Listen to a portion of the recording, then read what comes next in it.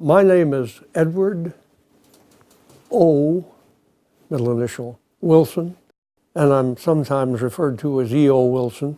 We biologists recollect too that E.O. means primitive, like the Eocene. So in a way, I guess some people think I'm the primitive Wilson, but that doesn't matter. I'm here in the Museum of Comparative Zoology at Harvard University. And this is my desk, and this is a mess.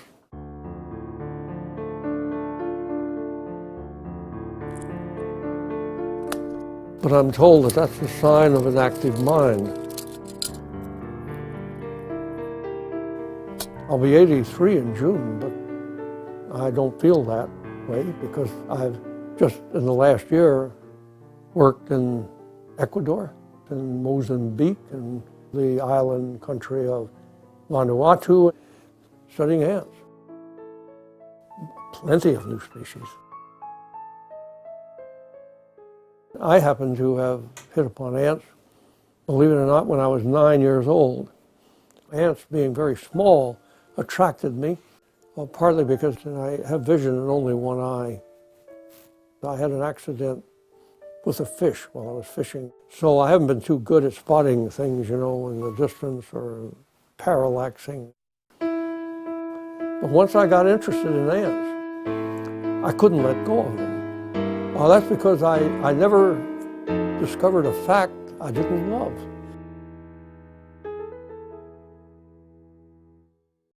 And fortunately, this then evolved into a scientific career, which stretches over 60 years now, working on ants.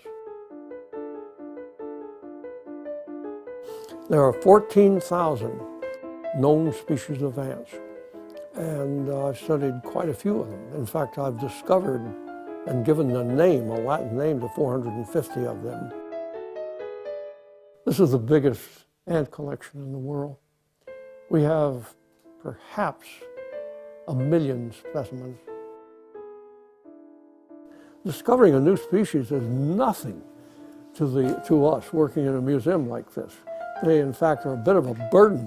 But, what science, good science, gets done without going through a lot of tedium?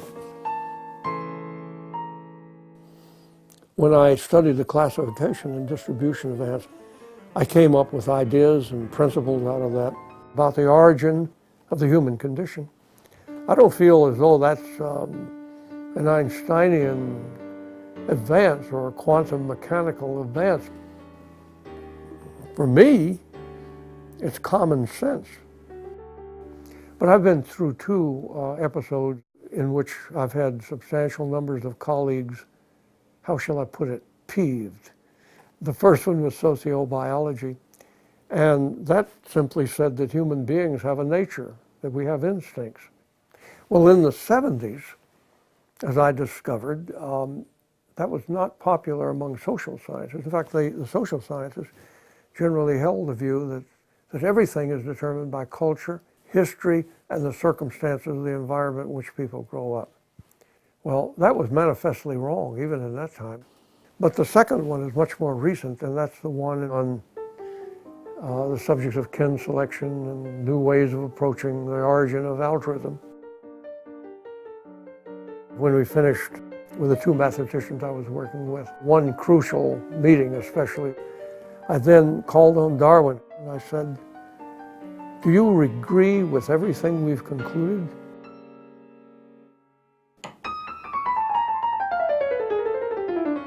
That improved our spirit a great deal. But Schopenhauer put it just right.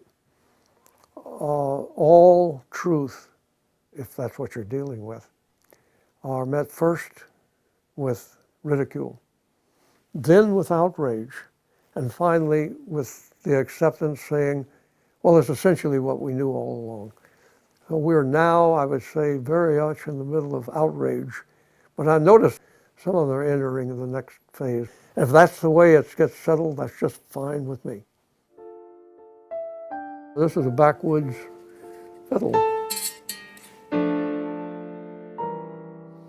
You know, we're going to lose a lot of Earth's biodiversity. It's almost inevitable. But I'm hoping that we're beginning to wake up. I don't think I'm any different from anyone else. It's just that probably I've studied it more than most people, that is biodiversity. I've been to more places in the world with rich and fascinating faunas and floras. And I also understand the tremendous power that a natural, unspoiled wilderness can do for human self-understanding and even human self-regard.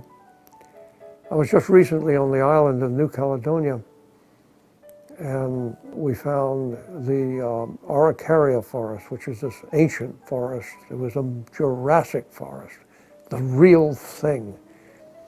And I thought to myself, that's what we've got to save for the future of humanity, for our spirit, to have a sense of awe about what is left around us that transcends anything we can invent ourselves.